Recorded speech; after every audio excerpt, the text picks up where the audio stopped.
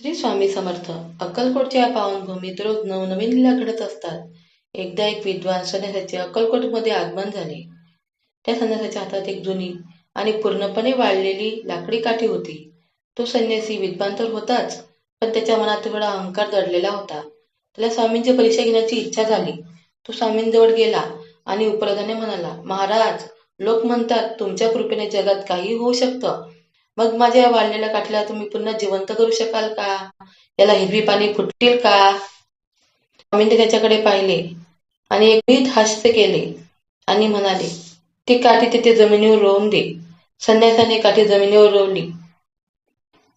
स्वामींनी आपल्या कमंडलातील पाणी थोडे त्या कोरड्या लाकडावर शिंपडले आणि काय आश्चर्य, अवघ्या काही क्षणातच त्या निर्जीव आणि वाळलेल्या लाकडाला लहान लहान कोवडी पाने फुटू लागली.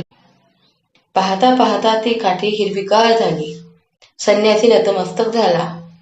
हे पाहून संन्यासाचा सर्व अहंकार गळून पडला. त्याला समजले की स्वामींच्या सामर्थ्यापुढे निसर्गाचे नियमही नतमस्तक होतात. त्याने स्वामींच्या चरणी लोटांगण घातले. मित्रांनो, जर आपली श्रद्धा अजड असेल तर स्वामी वाढलेल्या आयुष्यातही आनंदाची पालवी नक्कीच फुलवतात. श्री स्वामी समर्थ. जय जय स्वामी समर्थ.